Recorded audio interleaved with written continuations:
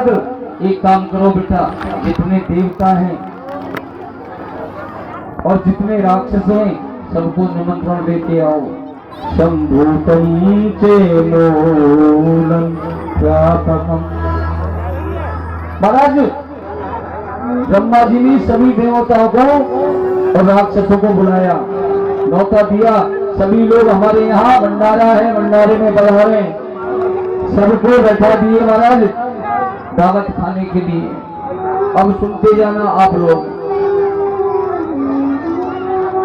लेकिन महाराज मूल समझा दिया है और समझा रहे हैं। अब ब्रह्मा जी ने कहा देवताओं को, बोले तुम ऐसा करो, पहले तुम भोजन प्रसादी कर लो। लेकिन महाराज हुआ क्या, दैत्य लोग नाराज हो गए और दैत्य लोगों ने कहा बोले इनको ही करवा लो, हम तो जा रहे हैं। और जेना उसी दिन से महाराज ये भूसा मटकी होती है ना भाइयों में, उसी दिन से चल, हाँ आज से नहीं चल रही है, उसी दिन से चल करके आ रही है। सूत भगवान कहते हैं महाराज, ब्रह्मा जी कह रहे नारद जी, बोले समझते जाना, मैं तुमको समझा रहा हूँ। बोले अब इसमें पता नहीं लगेगा, केवल प्रैक्टिकल करके देखना पड़ता है, तब जाकर के पता लगता है राक्षस कौन है, देवता कौन है।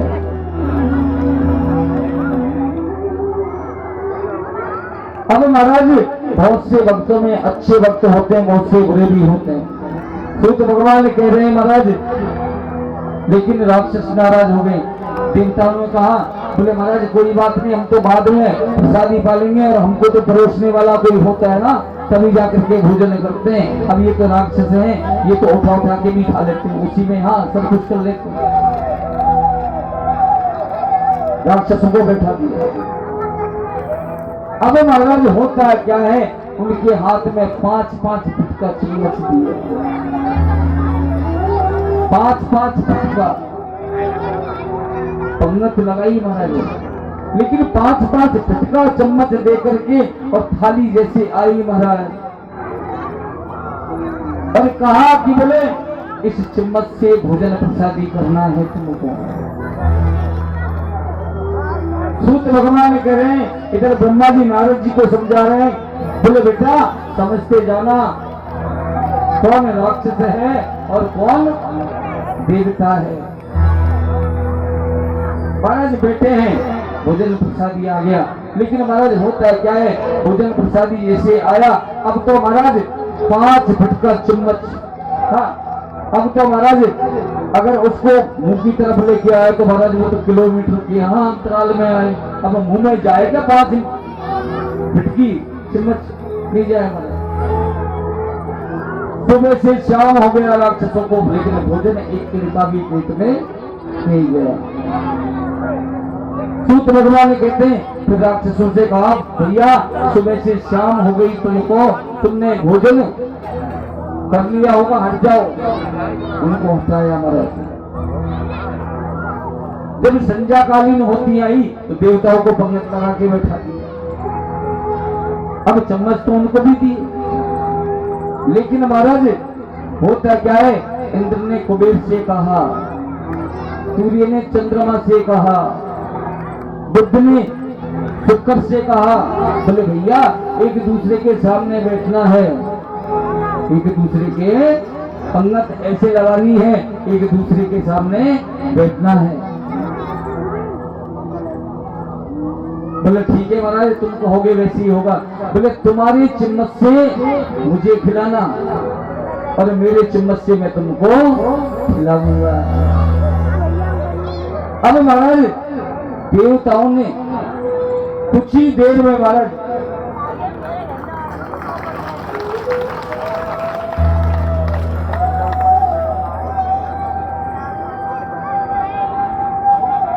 देवताओं को महाराज कुछ ही क्षणों में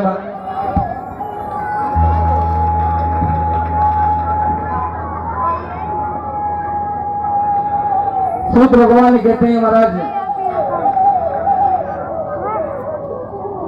भरपेट भोजन किया देवताओं ने। राक्षस माथा पीट रहे महाराज, बोले ये बुद्धि हमको क्यों नहीं है। अगर ये बुद्धि हमको आ जाती तो हम भी महाराज भोजन भर पेट कर लेते। जब नारद जी से कहा, बोले बेटा अब समझ में आया कुछ, इनकी है मोटी बुद्धि। जो राक्षस लोग होते हैं महाराज, उनकी मोटी बुद्धि होती है, और जो देवता होते हैं महाराज, वो सूक्ष्म बुद्धि होती है, मोटी बुद्धि नहीं होती, अच्छी बुद्धि होती है। जो भगवान का भक्त होता है महाराज, जो भगवान का कीर्तन करता है,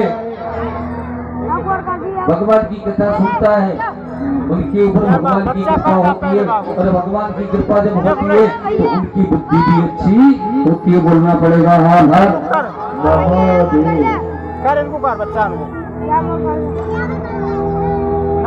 कहते हैं ये संसार है ही ऐसा महाराज, जिस थाली में लोग खाते हैं उसी में छेद करते हैं।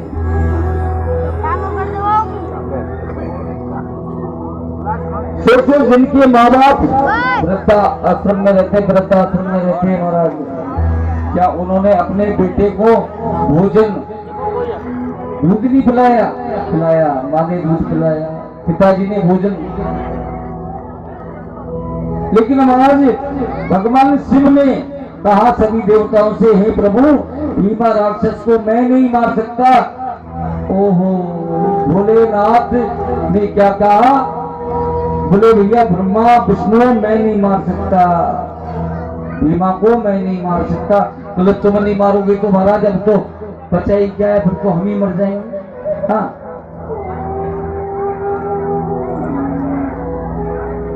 भोलेनाथ कहने लगे, बोले ऐसा करो, तुम सूखी मिट्टी किसी एक देवता को भेजो।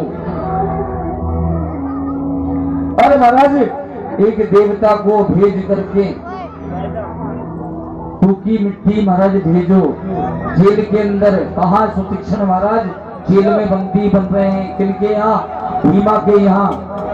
मिट्टी लेकर के भेजो और उससे चुपचाप कान में कहना, बोले इसमें पानी डाल करके गीली करके और शिवलिंग बनाए महाराज। शिवलिंग बना करके पूरे दिन यही काम करना है, पूरे दिन में शिवलिंग बनानी है 108 धीरे धीरे बनानी है। ओम नमः शिवाय का जाप करना है और बोले तुम्हारा कल्याण हो जाएगा। अब महाराज सुतीक्ष्ण महाराज के पास एक देवता को भेजा, जेल में थैले में थोड़ी सी मिट्टी और मिट्टी लेकर के सुतीक्ष्ण महाराज के पास भेजा महाराज और कहा, बोले ऐसा करना मिट्टी को गीली करके शिवलिंग बनानी है छोटी छोटी, और शिवलिंग बना करके ओम नमो शिवाय का जाप करना है। अब महाराज सुतीक्ष्ण महाराज ने वही काम किया, शिवलिंग बनाने लगे महाराज। लेकिन महाराज होता है क्या है, कुछ भीमा के कुछ सिपाहियों ने जाकर के भीमा से कहा, बोले महाराज मुझे ऐसा लगता है वो नया कैदी आया ना जेल के अंदर, वो पता नहीं गोल गोल क्या बना रहा है, गोल गोल नहीं जाने मिट्टी की क्या बना रहा है महाराज। समगति भूतम दर्शनम, महाराज पता नहीं क्या बन रहा है वहां। इधर भीमा राक्षस ने जब स्थान पर उस स्थान पर आया जहाँ सुतीक्ष्ण महाराज था, अब वहां देखा महाराज सुतीक्ष्ण महाराज भगवान का नाम ले लेकर और शिवलिंग बना रहे हैं। अब वो महाराज उस राक्षस की मोटी बुद्धि सोचने लगा, बोले ये सुतीक्ष्ण ना ये बम बना रहा है, बम। उसी दिन से बम का निर्माण प्रारंभ हुआ है। कथा ऐसी करी है, पहले बम को महाराज कोई जानता ही नहीं था, लेकिन जब शिव कथा में गोल गोल मटोल मटोल शिवलिंग बनाए ना, तब से लोगों में बम बनना प्रारंभ हुआ। अब महाराज ऐसे कह देते बहुत से लोग, बोले महाराज ये तो बाद में निर्माण हुए प्लेन, हाँ लिखा महाराज बाद में निर्माण हुआ है। लेकिन एक बात बताओ, सीता जी का हरण किया था, रावण आया था हरण करने के लिए, जब विमान में बैठा के लेके गए, जब कौन सा पहले नहीं थी क्या, विमान था पहले भी, सब कुछ पहले थे, लेकिन आविष्कार अब जाके महाराज अब हुए हैं। वैज्ञानिक जो है उन्होंने देख देख करके उनका आविष्कार कर करके महाराज अब आविष्कार किया, उस जानकारी ले लेते। बोले पहले विमान कैसे उड़े थे, ग्रंथ कभी झूठे नहीं। और जो ये आज वैज्ञानिक बना रहे हैं महाराज, ये ग्रंथों के द्वारा ही बना रहे हैं, ग्रंथ कभी झूठे नहीं हो सकते।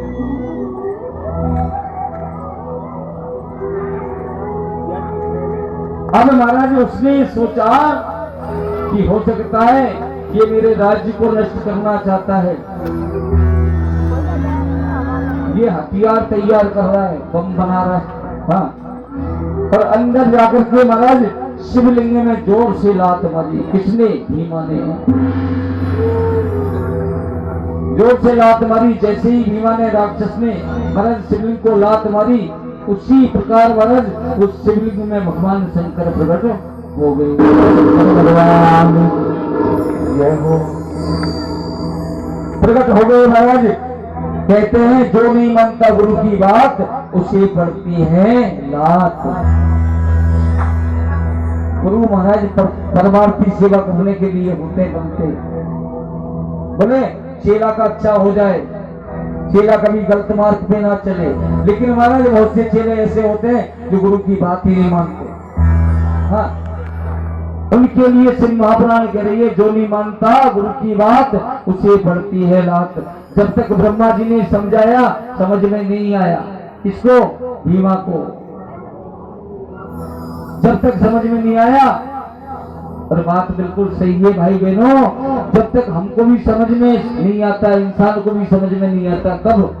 जब तक बेटा बेटी कुटुंब परिवार की लात नहीं पड़ती ना, घर से धक्का नहीं निकल, यहाँ से कुछ नहीं है तेरा, तब जाकर के भगवान के मंदिर में इंसान जाता है, रोता है महाराज और कहता है प्रभु अब तो तू ही है सब कुछ, अब तो तेरे अलावा है ही कहाँ कौन? कोई नहीं है। अब तो महाराज नौ आंसू जा करके रोता है। अरे भले आदमी पहले ही अगर सोच लेता है इस बात को तो ये दिन तो नहीं देखने पड़ते। इसलिए महाराज परिवार से जूते पड़ते हैं, बेटे से धक्का पड़ते हैं, तब जाकर के उस व्यक्ति को समझ आता है। साथी संबंधियों, इंसान को भगवान नजर नहीं आते जब तक परिवार साथी संबंधी रहते ना, जब तक नजर नहीं आते महाराज। संसार में, संसार है ही ऐसा, जब संसार में पिटने लगता है तब जाकर के मंदिर जाता है। सूत जी कहते हैं ऋषियों इस प्रकार कथा हमको ये कह रही है, बोले धन प्राप्ति के लिए महाराज भगवान का गुणानुवाद करना चाहिए, और अगर भगवान का गुणानुवाद करने के साथ साथ अगर उस धन को भगवान के नाम में नहीं लगाया तो पता है कहाँ लगेगा? या तो जेल में जाकर के लगेगा महाराज। हाँ, जेल में बंद होंगे, थाने में जाकर के, और थाने में नहीं गए तो रोज के बीमार होंगे, हॉस्पिटल पैसा लगेगा। सिर्फ कथा ऐसे कह रही है, बोले जहाँ तुम 100 कमाते हो वहां महाराज 10वां अंश भगवान के नाम में खर्च करना चाहिए। 100 रुपये अगर इनकम 100 रुपये की है तो 10 रुपये भगवान के नाम में लगाना चाहिए।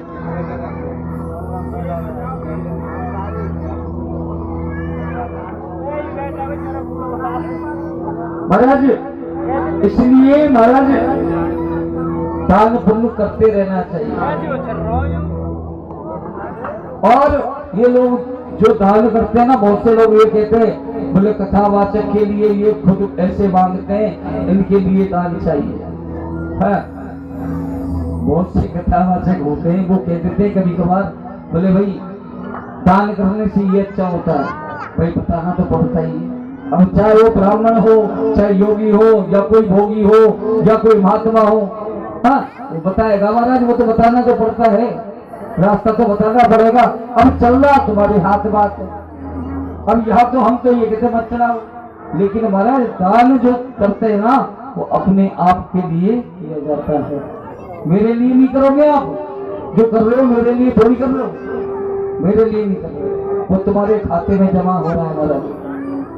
अगर अच्छी जगह पे वो दान जा रहा है, जैसे ऐसे घटा लीजिए, ये कलश है और कलश यहां रखा हुआ है और ये भरा है जल से ये भरा हुआ है, और इसमें अगर तुम जल डालोगे तो उजलेगा महाराज, तुम्हारा जल रुकेगा नहीं, तो जल डालने का फायदा क्या होगा? हाँ, होगा कुछ नहीं होगा।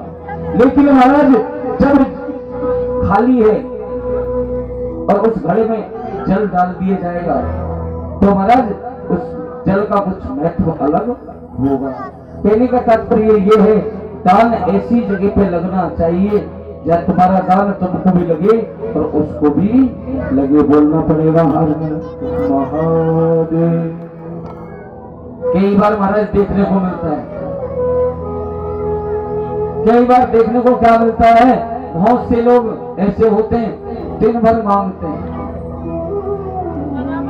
दिन भर मांगते हैं गुरुजी, दिन भर मांगते हैं,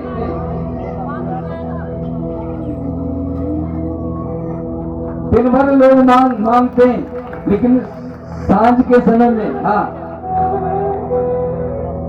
शाम के समय में महाराज बड़ी दुकान पे जाते हैं और पी करके मस्त हो जाते। बोलना पड़ेगा हर हर। अब दान तुमको भी नहीं लगा और उसको भी नहीं लगा। दान महाराज 1,00,000 2,00,000 का नहीं होता, 1,500 का नहीं होता।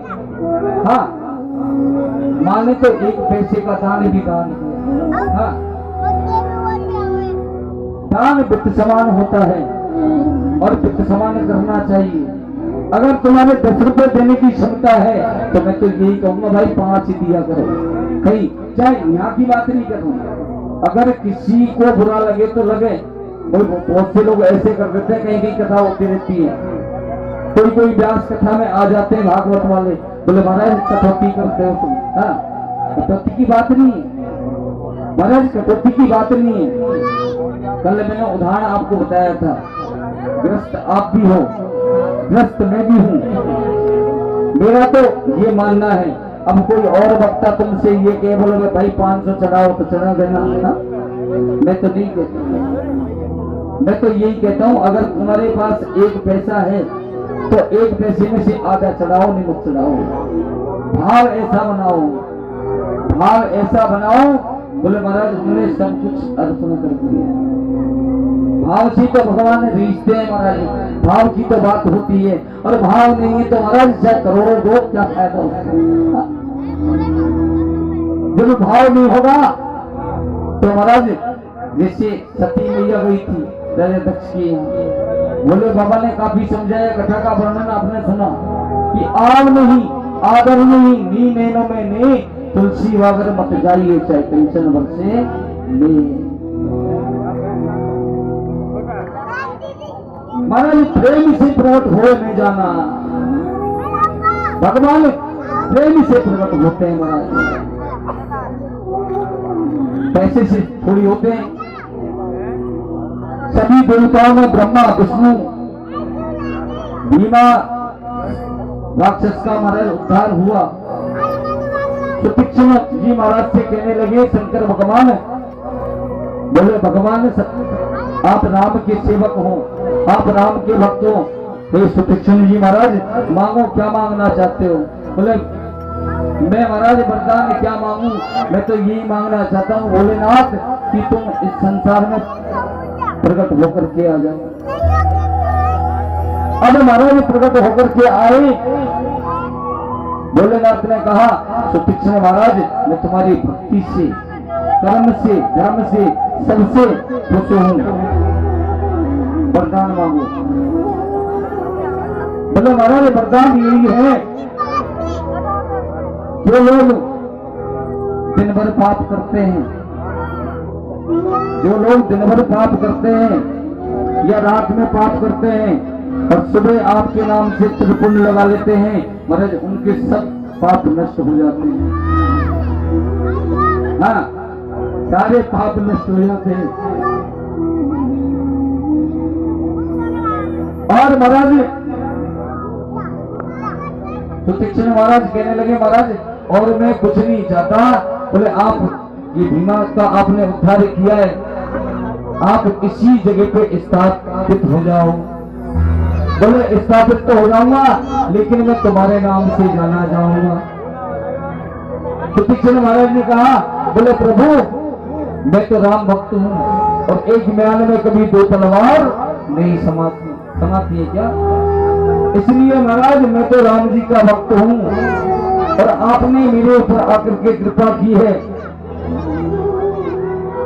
तुम तो महाराज इस राक्षस के नाम से प्रकट हो जाओ, इसी के नाम से जाने जाओगे। क्यों?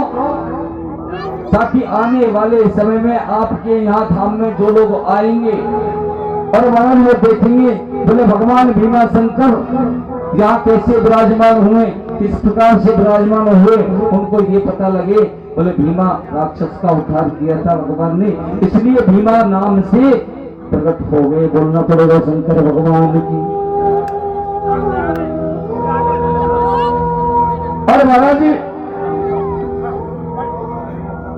जिस बात का भोले शंकर को डर था वही बात हो गई कि राक्षस के नाम से जुड़ना पड़ रहा है। हाँ, पर भगवान जुड़ी जाते हैं, ये भोले भाले हैं। चाहे राक्षस के नाम से जोड़ो, चाहे भगत के नाम से जोड़ो, महाराज पर जोड़ो, ये खुश हैं, कैसे भी जोड़ो और जोड़ते रहना चाहिए। आज भगवान ने महाराज उसका कल्याण किया, तभी से नाम भगवान का भीमा शंकर भगवान हुआ। इस कथा को जो लोग सुनते हैं, सुनाते हैं महाराज, उनके जो केस लगे होते हैं वो नष्ट हो जाते हैं और भगवान के धाम को जाते हैं। बोलो शिव महाप्राण की, पार्वती पति हर हर महादेव। आइए मेरे साथ साथ गुणानुवाद कीजिए। श्री शिवाय नमस्तोत्रम, श्री शिवाय नमस्तोत्रम, श्री शिवाय नमस्तोत्रम, श्री शिवाय नमस्तोत्रम, श्री शिवाय नमस्तोत्रम, श्री शिवाय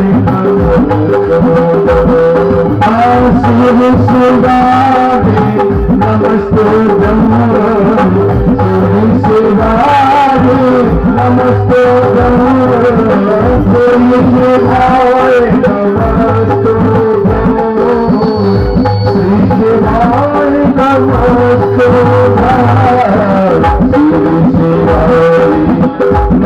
नमस्तोत्रम, श्री शिवाय नमस्तोत्रम, श्री शिवाय नमस्तोत्रम, श्री शिवाय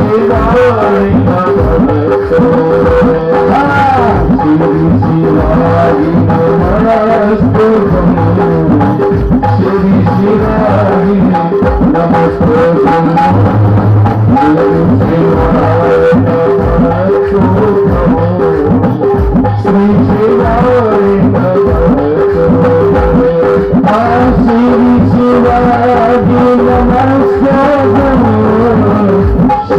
शिवाय नमस्तोत्रम, श्री शिवाय नमस्तोत्रम, श्री शिवाय नमस्तोत्रम, श्री शिवाय नमस्तोत्रम, श्री शिवाय नमस्तोत्रम, श्री शिवाय नमस्तोत्रम, श्री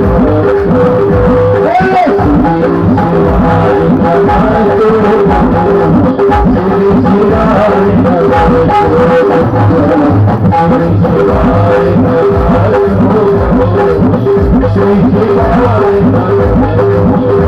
बाबा लोग पीछे बैठे, दोनों हाथ उठा। शिव महापुराण का मूल मंत्र है गुरुजी ये हाथ। पीछे वालों तुम भी कुछ करके करो, तालियों के साथ। श्री शिवाय नमः, श्री शिवाय नमः,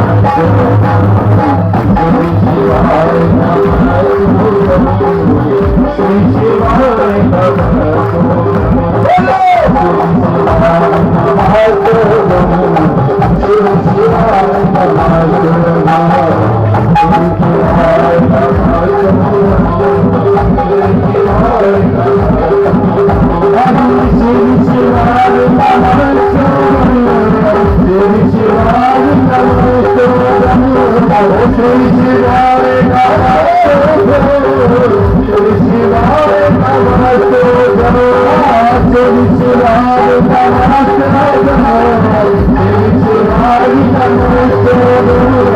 श्री शिवाय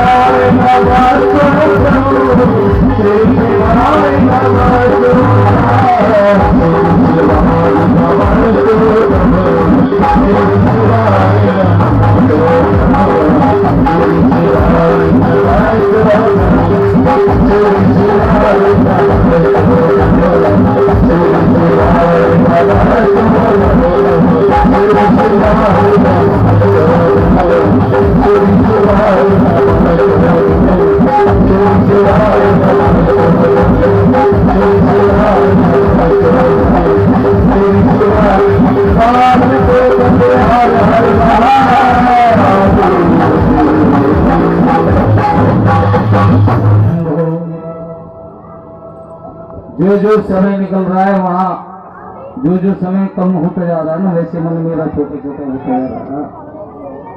हाँ, बस कल तक की, हाँ आपको कष्ट कल तक दूंगा मैं, आगे नहीं दूंगा। हाँ हाँ महाराज, हमारे यजमान जी कह रहे बोलो और बढ़ा लो कोई बात नहीं। महाराज बढ़ा भी लेता मैं, 9 दिन की नहीं 11 दिन की करता है इसको, लेकिन हमारा 2 पक्षों में ये कथा है। मैं 2 पक्षों में कथा हवन नहीं करवाता। काम वो होना चाहिए महाराज जो हमको भी फल मिले, यजमान को मिले, सुनने वालों को सबको फल मिले। तब तो कथा करने का, कथा करवाने का सार्थक हो महाराज। हाँ, और महाराज कथा करवाइए, कथा के बाद में और ऐसा होता है बोले महाराज कष्ट आना प्रारंभ हो गया। फिर महाराज कथावाचक से कहते हैं लोग, बोले महाराज कथा हुई है जब से ऐसा हो गया। हाँ बहुत से लोग देखे महाराज, लेकिन महाराज हम तो सात्विक भाव से उनके पास कथा के लिए जाते हैं। उनका मकसद एक रहता है, बोले कथा करना केवल सार्थक है, और कुछ नहीं देखते वो लोग। हाँ, हम जब कहीं कथा करने के लिए जाते हैं महाराज, सब कुछ देखते हैं, सब कुछ। हम ये भी देखते हैं कि भूत चिंत है क्या है। हाँ, और देखते हैं हम तो क्यों देखते हैं, कारण है बाबा की कथा है, इसकी कथा हुई और वहां भूत चिंत रह गए तो बाबा को अर्पण करवाते हैं। हाँ लो महाराज सवे तुम लो, तुम्हारे ही, हमारा कुछ नहीं है इसमें। हाँ, इसलिए सब कुछ देखना चाहिए महाराज, निस्वार्थ भावना से देखना चाहिए। कथा हो रही हो तो देखना चाहिए, और अगर नहीं हो रही हो और कोई भक्त कष्ट में हो तब भी देखना चाहिए। एक समय की बात है, भोले बाबा, भोलेनाथ महाराज भोलेनाथ की कथा में सनत आदि ऋषियों को भोले बाबा की कथा का गुणगान सुनाते हैं। सूत जी कहते हैं ऋषियों, एक बार की बात है, चंद्रदेव राजा दक्ष के साप से महाराज इतने रोगी हो गए थे, बहुत ज्यादा रोगी हो गए। लेकिन महाराज रोगी क्यों हुए? जो चंद्रदेव है ना महाराज, चंद्रमा वो सुंदर है, और सुंदर है तो महाराज उनको अपने रूप का घमंड है महाराज। बहुत घमंड है, और रूप पर जब इंसान को घमंड हो जाता है महाराज, भगवान की दृष्टि भी कुछ अलग हो जाती है। लेकिन महाराज रूप को देख करके आज राजा दक्ष की 7 बेटियां हैं, उनकी शादी चंद्रदेव के साथ में की, और वो चंद्रदेव के साथ में करते करते महाराज होता है क्या है, गृहस्थ अच्छे से चलने लगा, और बहुत प्रेम से महाराज उन कन्याओं का विवाह सम्मान करके महाराज राजा दक्ष ने और महाराज चंद्रदेव को सौंप दिया। लेकिन महाराज हुआ क्या, चंद्रदेव ने महाराज किया क्या, 6 बेटियों से तो महाराज प्रेम किया नहीं, और 7वीं जो बेटी थी, एक बेटी, उससे प्रेम बहुत ज्यादा करता था महाराज। अब एक बेटी से प्रेम करें और 6 बेटियों से प्रेम नहीं करें। उन बेटियों ने जाकर के राजा दक्ष से कहा, उससे कहा, बोले पिताजी पता नहीं तुमने कहां ऐसा रास्ता देख लिया, वहां बड़ी बहनों को परेशानी होती है, और महाराज हम तो परेशान है लेकिन एक बहन सुखी है, हम तो ऐसे घर में नहीं रहना चाहती। बेटियों को महाराज राजा दक्ष ने काफी समझाया, लेकिन महाराज ये तो आप भी जानते हो, हम भी जानते हैं, बोले जिस घर में बेटी को दुख होता है तो बेटी तो माँ बाप से आकर के कही, हाँ उसका निवारण करने के लिए माता पिता को जाना पड़ेगा। सूत भगवान कहते हैं महाराज चंद्रदेवता की काया सुंदर थी महाराज, लेकिन राजा दक्ष के श्राप से महाराज, और राजा दक्ष ने श्राप दे दिया, बोले तुझे तेरी काया के ऊपर ज्यादा घमंड है ना, ये टपकने लग जाएगी महाराज, ये तेरे एक एक अंग टपक करके कट के अपना आप गिरने लग जाएंगे महाराज। चंद्र देवता की काया टपक टपक गिरने लगी महाराज। उसी समय नारद ऋषि वहां आए और वहां से गुजर रहे थे, चंद्रमा को देख करके महाराज, चंद्रमा को देख करके नारद जी ने पूछा, बोले चंद्रदेव क्या हुआ, कैसे हुई ये काया? बोले भैया क्या करूं, राजा दक्ष की कन्याओं के साथ मेरा विवाह हुआ और मैं एक पुत्री को सही रखता हूँ और 6 को नहीं रखता महाराज, इसलिए राजा दक्ष ने सुंदर साहब ने श्राप दिया है। बोले जा ये काया तुम्हारी टपकने लग जाए, करने लग जाए। उसी दिन से महाराज ये काया टपकने लग गई और ये काया ऐसी हो गई, ये बीमारी हो गई महाराज। सूत भगवान कहते हैं, नारद भगवान ने कहा, बोले तुम एक इलाज है, तुम समुद्र तट पर जाओ और अपनी आकृति का एक शिवलिंग बनाओ। क्या कहा? अपनी आकृति का, जैसे कि मान लो किसी व्यक्ति को बीमारी है, अरे वो महाराज 2.5 फुट का है या 3 फुट का है या 2 फुट का है, इतनी शिवलिंग बनाओ। ये मैं नहीं कह रहा, ये कथा कह रही गुरु जी, हाँ कोई शंका वाली बात हो और शंका वाली बात हो तो आप लोग आकर के बैठ करके हम उसका समाधान सब मिल करके करेंगे। सब मिल करके सोचना, संगठन में शक्ति होती है साहब, संगठन होता है वह शक्ति होती है। हम मिलकर के उस चीज का निदान करेंगे। अब महाराज किसी भक्त को बीमारी हो जाए, बालू जो रेत होती है महाराज, उसका शिवलिंग बनाए और उसी शिवलिंग की महाराज आराधना करो। और कुछ ही समय बीता महाराज, अभिषेक करो। भोलेनाथ ने आकर के चंद्रदेव की काया को ठीक किया महाराज, काया उसकी ठीक हो गई। इस प्रकार महाराज ये कथा भगवान चंद्रदेव ने कहा, बोले प्रभु तुमने मेरी इस काया को ठीक किया है, तुम इसी जगह पे विराजमान हो जाओ। अब तो भोले महाराज थोड़ी सी भक्ति करो भाई, विराजमान करो। उससे भगवान का नाम सोमेश्वर भगवान पड़ा। बोलो सोमेश्वर भगवान की जय हो।